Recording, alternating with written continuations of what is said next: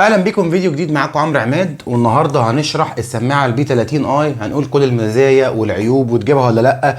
بس الاول بعد ما بهدلناها تجربه واتكحتت واتبهدلت، هقول لك احنا هنراجع ايه بالظبط واقول لك ايه المزايا والعيوب كلها. اول حاجه الشكل والتصميم، ماليش دعوه بالعلبه. العلبه بيجي معاها كابل الشحن، مالناش دعوه بيها ومش عايزينها دلوقتي. شكل العلبه والتصميم مش عاجبني. ليه؟ اسود مط، بس بتبان فيه الخرابيش. ده بالنسبه لي انا يعني مع الوقت بتقفل من السماعات اللي بتتخربش دي. يا اما اعملوا لون ابيض ما يبقاش باين.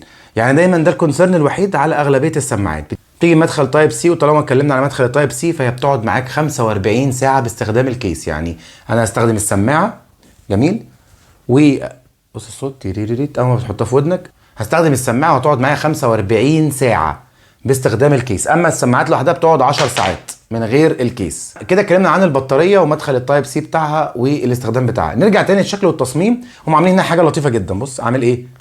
ستاند. هي كده يعني بالنسبه لي حركه جديده بصراحه تتحسب لهم. بس هو عامل ستاند عشان حضرتك لو معاك موبايل وعايز تقعد، مثلا افترض ان ده الموبايل وعايز اقعد كده استخدمه. باين كده ولا مش باين؟ اهو. بص، عايز استخدم الموبايل احط السماعه في ودني كده، اطلع السماعه لسه في ودني واقدر اتفرج على فيلم او حاجه. يعني اتمنى ان هي تبقى باينه اهو. ابقى قاعد كده بتفرج على فيلم او حاجه. لطيفه، يعني هي لطيفه بس جرحت لي السماعه اكتر. يعني ده اسوأ حاجه في الموضوع. بص الشكل. حجم السماعه عجبني جدا. من هنا بتيجي ميتاليك وهنا مط، وبيجي معاها التبات بتاعتها. طبعا بتيجي مقاسات التبات اللي موجوده جوه العلبه، وبيجي معاها كابل الشحن. طيب السماعه في المكالمات، ما تيجي نجرب مكالمه صوت عشان تحكم انت بنفسك. يا مستر اسلام، كنت بجرب السماعه البي 30 اي الانكر وعايز رايك فيها كده. بص لا انا فاتح الصوت الشباك الصوت وفي لا انا مش سامع حواليك دوشة، بس صوتك انت تحديدا مش كلير. نويز يعني ولا عامل ازاي؟ لا صوته مغشلق كده، يعني ايه؟ مش كلير، يعني مفيش جنبيك اه دوشة. ما في، يعني انا مش ماشي. سامع جنبيك دوشة، بس صوتك نفسه مش صافي. كلامي واضح طيب وصوتي واضح ولا؟ صوتك واضح ودرجة العلو معقولة. هو اه تعليقي الوحيد ان هي مش كلير بس. انت في البيت صح؟ اصل انا مش انا سامع في جنبك البيت دوشه برضه. لا انا التلفزيون بس اللي شغال.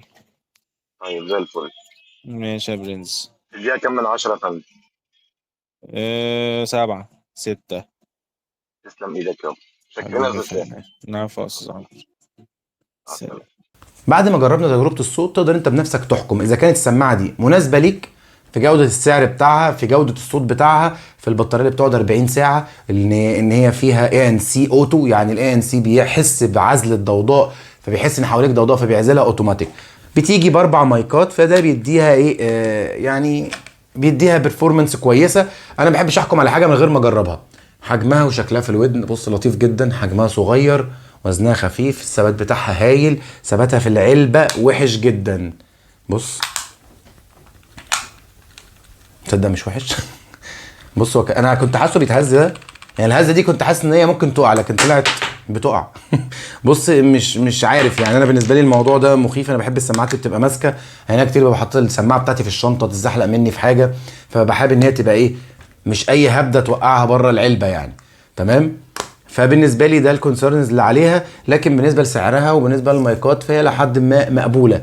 وبتديك طبعا قلنا الكريستال كولز اللي هي المكالمات النقيه. يعني زي ما انت شفت كده صاحبي وانا بكلمه في الموبايل بيقول لي لا انت صوتك واضح، صوتك واضح بس حاسه مكتوم. يعني مكتوم، هو حاسس ان الصوت مكتوم. ده هو كريستال المفروض يبقى اوضح من كده. بس ده شرح سريع ومختصر للسماعه البي 30 اي. لو عجبك الفيديو ما تنساش تعمل لايك وشير، عشان هنزل حاجات كتير عشان بلاك فرايداي. بي ريدي كده عشان هنزل حاجات كتير واقول لك العروض فين والاكواد فين والخصومات فين. الى اللقاء.